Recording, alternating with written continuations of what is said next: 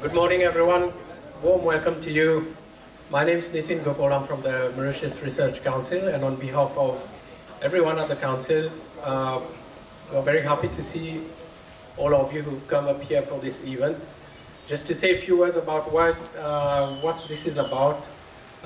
Mauritius Research Council funds a number of research programs, activities, projects through different schemes. And this particular project on the Moulin à Poudre at Pamplemousse was funded under the Council's Unsolicited Research and Innovation Grant Scheme. Our usual requirement to project leaders, project investigators, is that when they complete the project, they are asked to disseminate the findings of their work so that the wider public is made aware not only of what they've done, but also to investigate the possibilities of interacting with other groups and seeing how the project itself can move forward. So in essence, this event is the culmination of a number of months of work undertaken by Dr. Vijaya Tilak, Mrs. Jayashree Mangar, and the whole team at the University of Mauritius, not to mention ministries involved in collaborating, making access the site itself, giving facilities for the work to be undertaken. I will now invite Dr. Sadhu, Executive Director of the Mauritius Research Council, to address you. Thank you.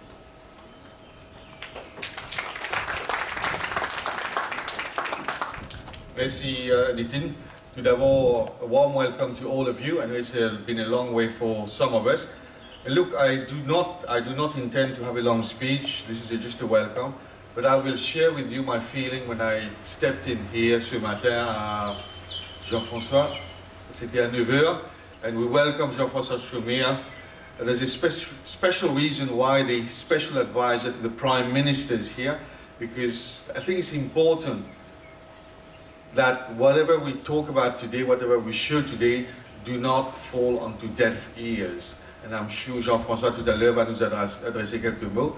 Et I will not say much, but I was astounded ce matin. When I came here, what I saw, I said, wow. You know, I've never seen such beauty. It's an old range, but it's so beautiful. And you can feel the emotion of being a patriote. Ça nous rappelle beaucoup de choses, especially when I went through the leaflet. Et très souvent, quand on parle de la recherche, on pense à la science et la technologie. Mais believe me, this has more riches. C'est plus riche de toutes les sciences et toute la technologie. Because it's part of us, and I feel really emotional. Ce qui nous agace, c'est que comment on a pu laisser this place in such ruins. Mais c'est pas trop tard. I think we need to put our heads together, certainly at the level of Research Council, and maybe the national airline itself can help.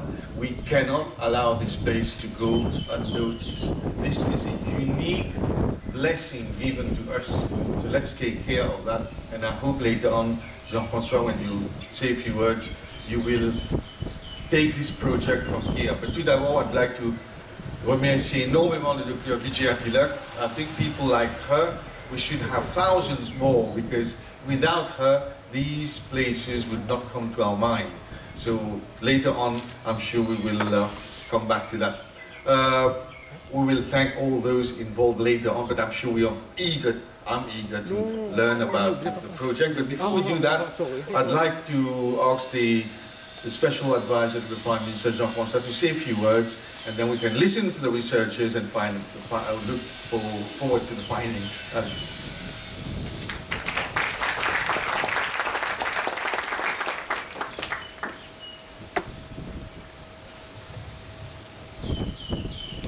Professor Arjun Sadhu, Chairperson, Mrs. Vijaya Tilak, and all of you present today, students, all those who have participated in the excavations on this site.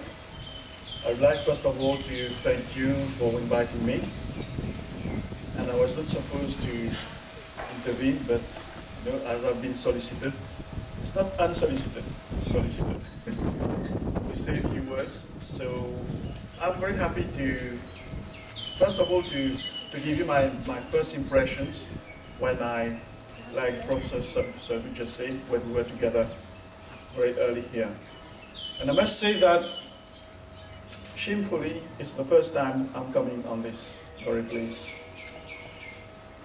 I've seen pictures in the past, and when Vijaya was on the side, you know, we were working together on certain projects like the Slavery Route Committee conference, which is due in November. So every time I was schooling, Vijaya said, "No, you know, I'm not visible because I'm sweating. I'm in the sun, and all these things." And I must say that Vijaya is very passionate, like Professor Serbu said. She's very passionate about not only preservation, but about history itself. And I must confess that, you know, due to my background, when I was studying law abroad, there was a lot of story component regarding my studies over there. But we're studying, you know, European history, French history, Swiss history. I know everything about, you know, if you tell me about the Battle of Marignan, François Ier, and, you know, which shaped European story, I can tell you a lot about that. But I'm afraid to say that I know a few things on my own country. And I'm sure that I'm not the only one.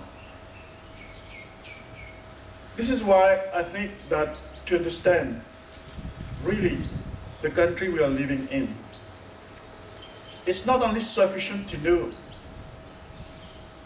what is modern story, what is contemporary story, but it's also very important to know what is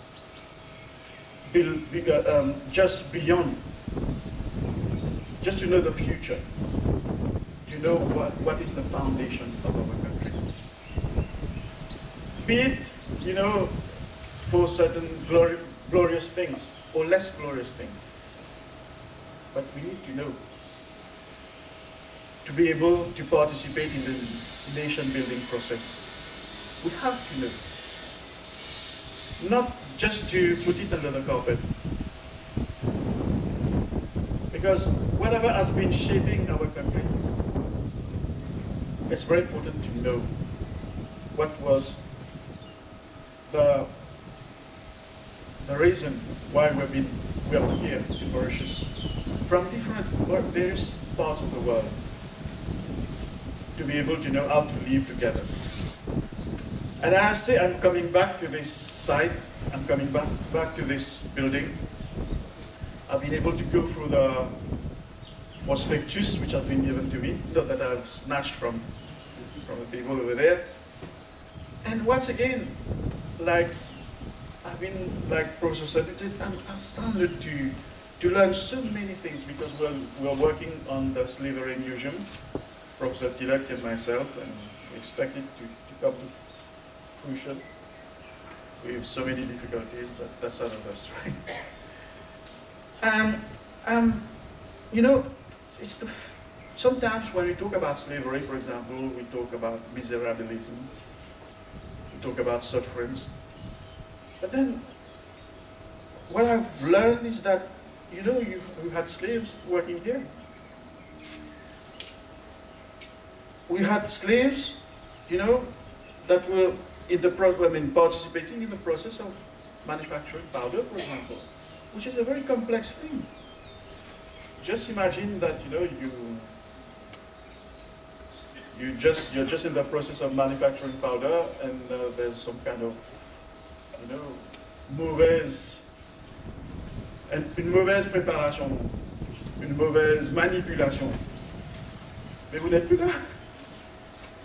Donc il faut être knowledgeable in the process to be able to do that. And I've been doing that.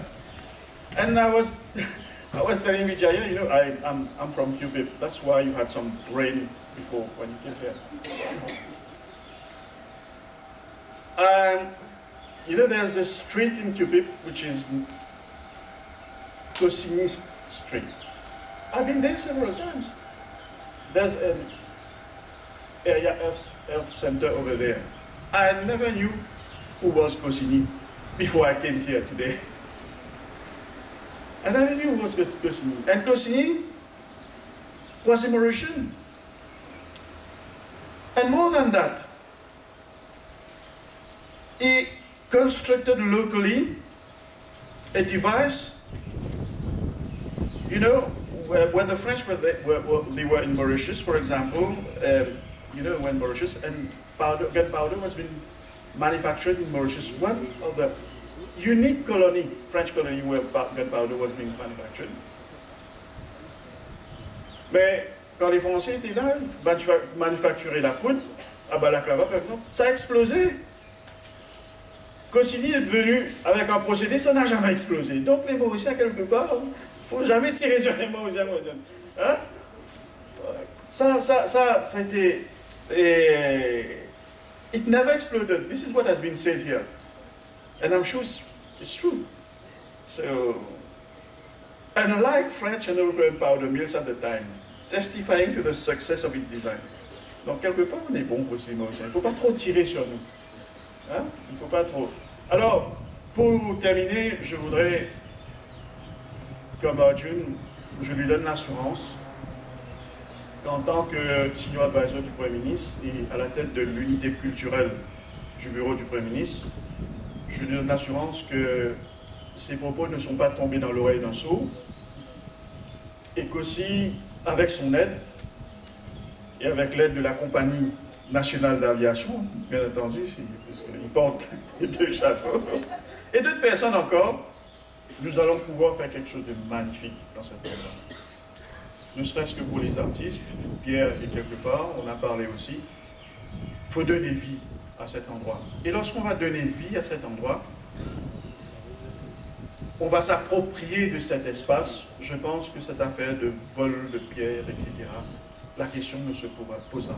Parce qu'il y aura une vitalité extraordinaire, probablement avec des artistes, probablement avec des touristes qui vont venir ici. On va redonner une vitalité qui va permettre à cet espace de, non seulement de cette réappropriation de cet espace, d'en faire quelque chose de bien, mais un haut lieu touristique. Et ça aussi, la compagnie nationale va nous aider dans cet égard.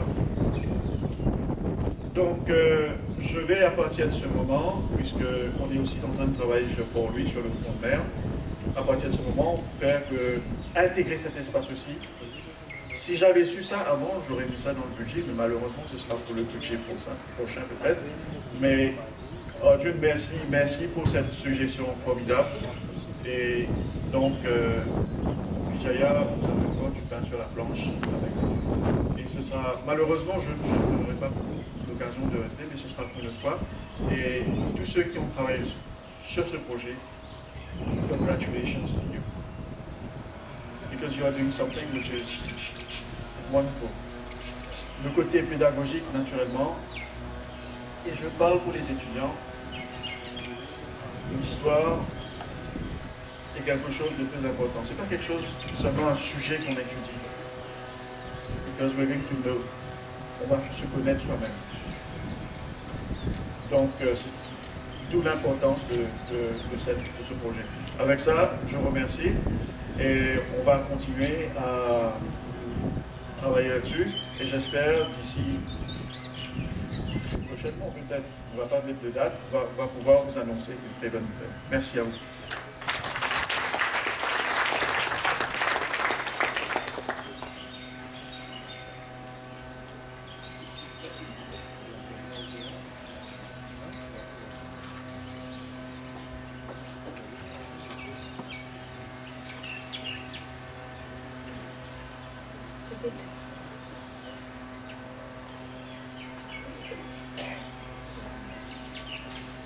Good morning, everyone. It's nice to see so many friends whom I haven't seen from a long time, and also all the students who are here from, I think, 4 different schools.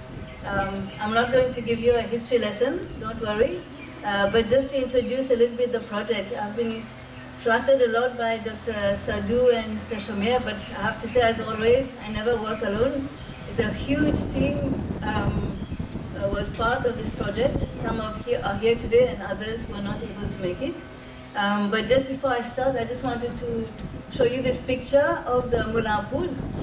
This was taken in 1810. And just to show you where you are actually sitting, where the red arrow is, the tower is behind you, which is still existing. And you're just, of course, behind that tower. So this is where you are actually, for those who have never been on this site before. And this picture was taken in 1810 when the British took over the island.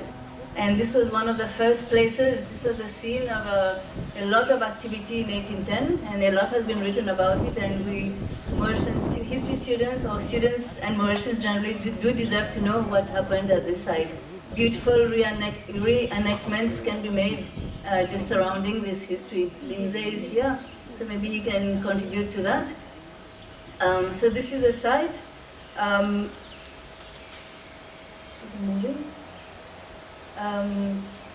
Why are we here today? I'm a historian, I study history, but we are now concerned with the present. And I want to show you,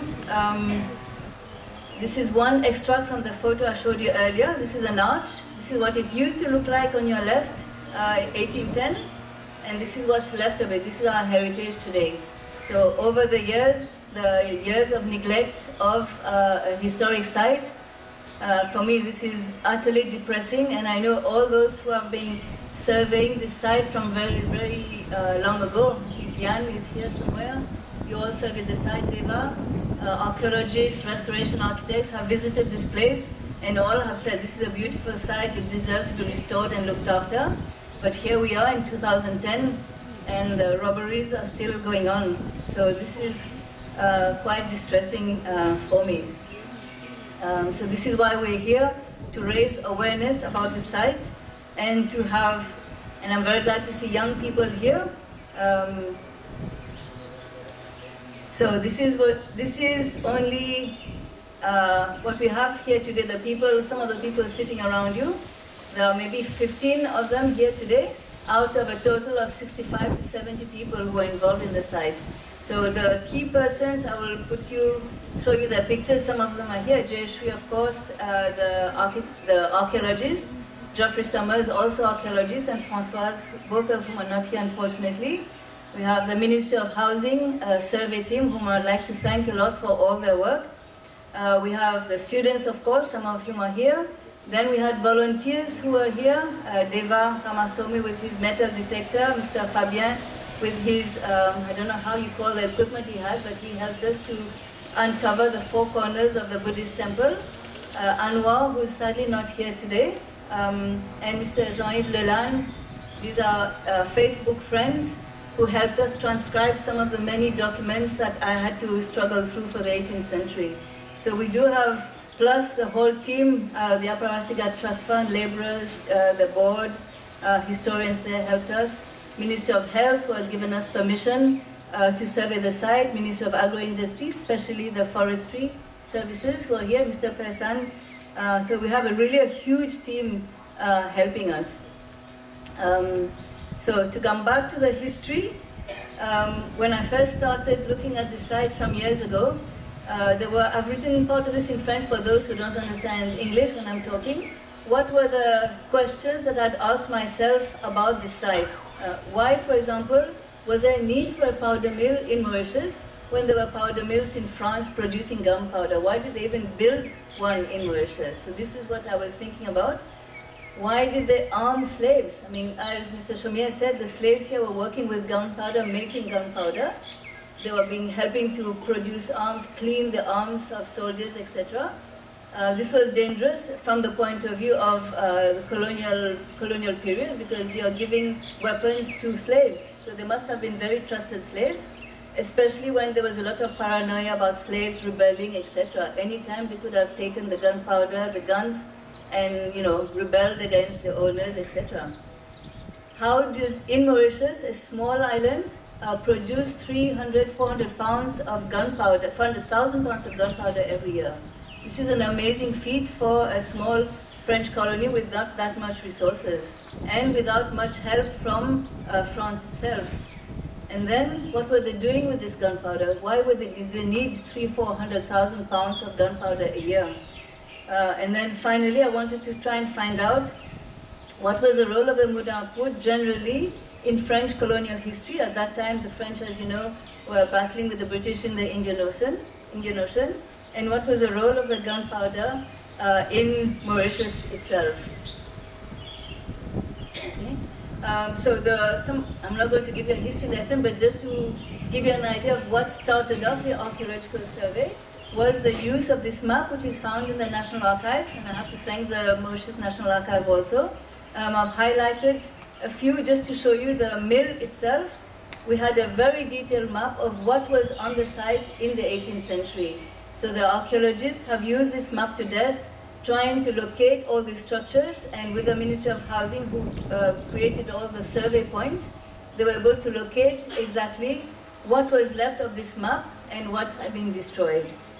So the archival work is absolutely essential for any kind of archaeology work in Mauritius. So, what have we learned? And this is work that is still ongoing. First, the powder mill is unique in French and Mauritian colonial history. No other, as our two speakers have said before, there is no such powder mill in any French colony in the 18th century. So this is the most important part of the powder mill. It is totally unique. Secondly, again, as the previous speakers almost said what I was going to say, it is what we call Mauritian workmanship. Cosigny, the designers, the workers here were all born in Mauritius. Okay, so this is a very interesting period for me as a historian. The late 18th century, 1760s, 1770s, 1780s, because you have French settlers who had come to the island many, many years ago, but whose children were born in Mauritius. So I don't know how we call them, French, Franco-Mauritian, Mauritian, Creole. So many words have been used and labels have been used, which I don't particularly like. I just want to use the word Mauritian for today. So I would say this is Mauritian workmanship, design, building, to the success. The successful part is that it never exploded.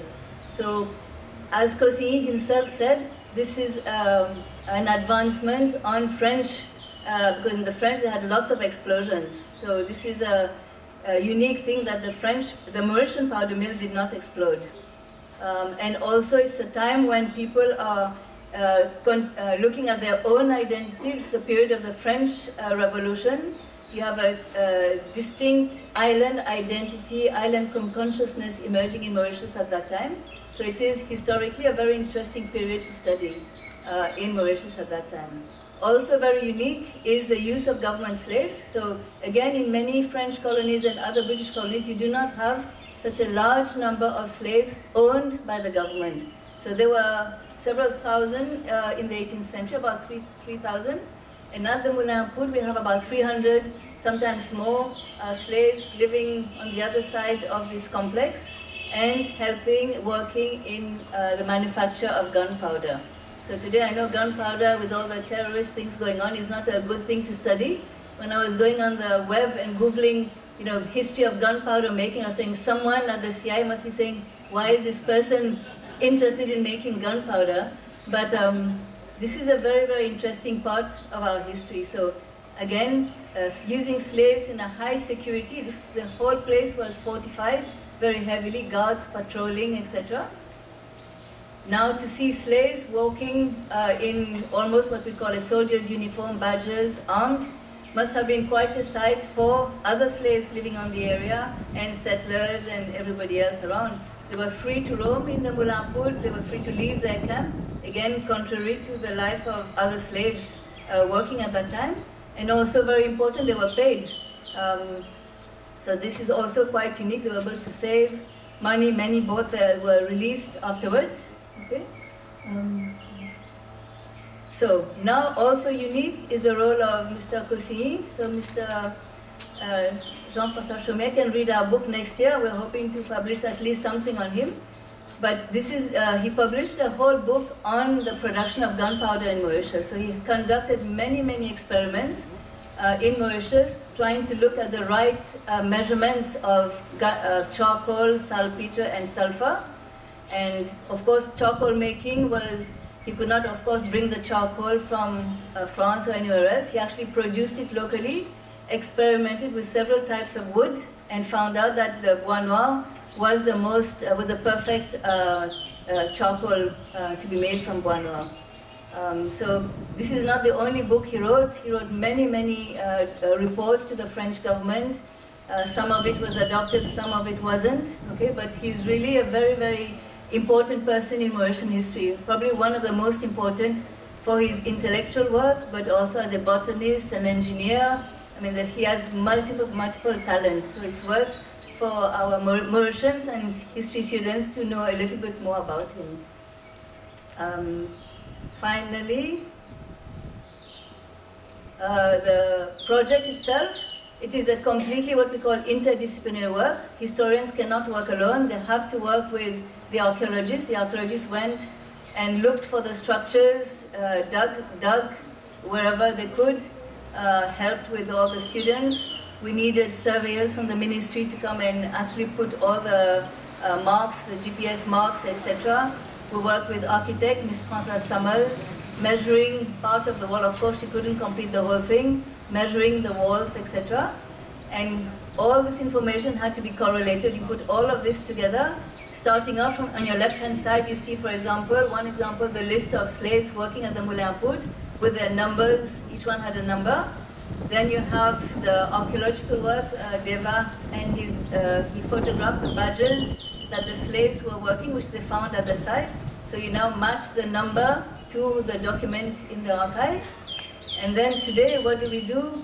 Looking to disseminate this historical information and this archaeological information through education, through events such as this, and also to encourage our heritage authorities to take a bit more care of the site. And then also maybe why not looking for the descendants? I'm already in contact with a historian descendant of Cosigny, and I've been prodding him to please write a biography of your ancestor. Descendants of the slaves, we have one sitting here. So hopefully we can continue in the next few years to in this kind of work, heritage work, education, and also trying to get Mauritians more involved in it. So I want to end by saying, how do we protect our Mauritian heritage? The answer is in the youth. Most of you sitting here, and students who took part in the archaeological survey created a foundation, the Moulin à Poudre Foundation, and they produced YouTube videos which I would encourage you to have a look at, or I think you've been subjected to it in the last few hours. And I would not be an educator if I didn't give you all an assignment to do. And this is a question I have for you. Is this site, the whole site, not just these beautiful buildings, but what you will see afterwards, is this worth being a World Heritage Site? One of the criteria is uniqueness, and this is definitely a very unique site. French historians have stated this many times over, that it is one of the few 18th century industrial sites left in the world today. So I will leave you with that. I hope I haven't been too fast or too boring. Thank you.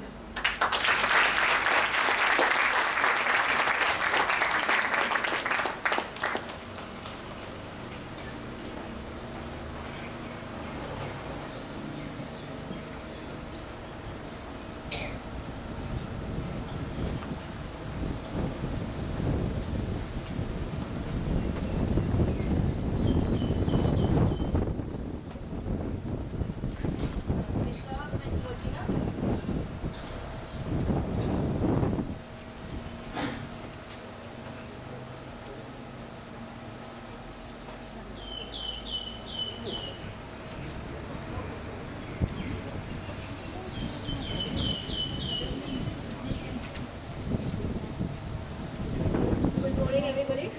So I'm not very happy with lecture, so I walk around and be comfortable. And can you please? Actually, I'll be talking more about the site itself.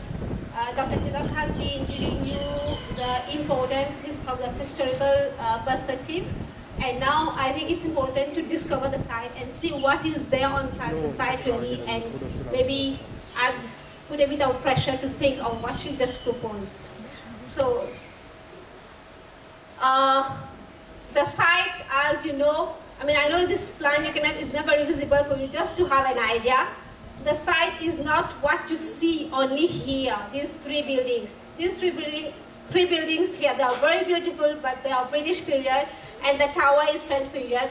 The gate you came in is of French period, it's still there, and the site is huge. It's more than 22 or more. For me as an archaeologist, it's one of the biggest sites preserved in Mauritius up to now, because most of the sites have been partly destroyed, subject to development and all, but this is, despite being robbed, despite all the activities going on there, it's one of the sites which has been preserved archaeologically. Next. So everything started by expedition in the prospection and all the systematic field working that we did in 2015, and out of that came the research proposal for MRC to give us funding. Hopefully we'll have more funding to continue research, but everything started in 2015. Before, of course, the historian has been working with all the historical part, archives and all, and she's the one who proposed to go ahead with the site survey and site investigation. Next, please.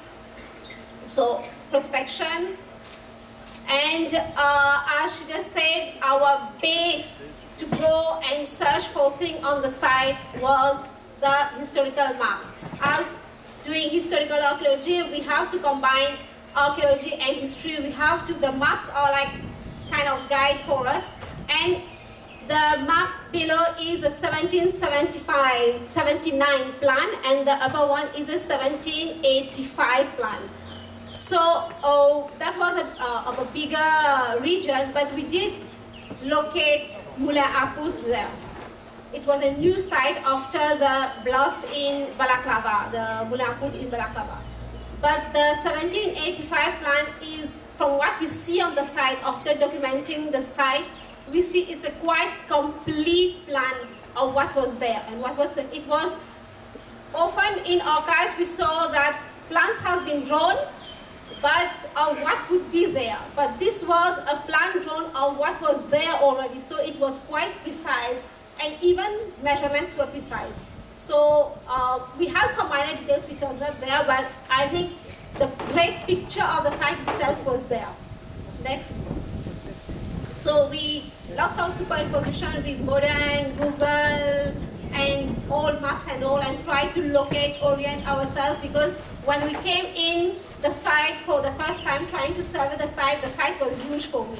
Now the site is just like, because you know the site, each corner of the site after doing all these surveys. So it was all the trial of trying to locate the site. So if you see in between the roads of the red triangle, this is the endemic garden just on the other side.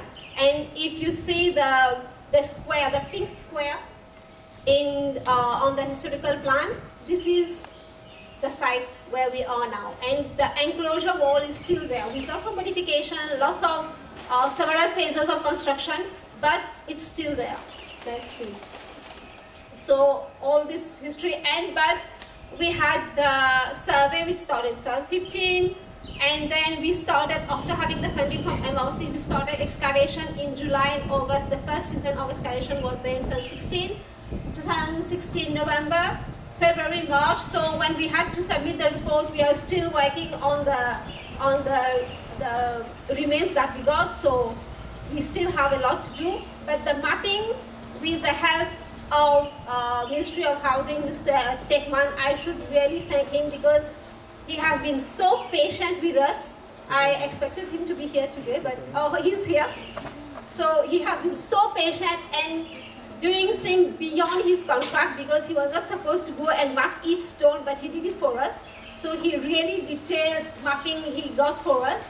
And it has been continuous, but there are more to be done, Mr. Tekman, so maybe in the future. Next, please. So this is excavation going on, and Jeff is explaining to the student. Lots of volunteers, interns. We had more than 60 students participating in the excavation, which is really big. Everybody was like, wow, 60 students? But they were all very interested, and hopefully they all got something out of it. Next. All the survey team, we had interns for the survey also, so they were very enthusiastic, and they went on surveying. Next, please. The first excavation that we started, as our PI was very interested in the life of slaves, so we started excavation in Côte d'Ivoire, and we started in the endemic garden, which is on the other side of the world, which they all form part of the site. So the Côte d'Ivoire exactly. But as we know, we don't expect much to be found on a slave residential area. We don't have big buildings like that. So archaeologically, next please, we took around 20 trenches, tried to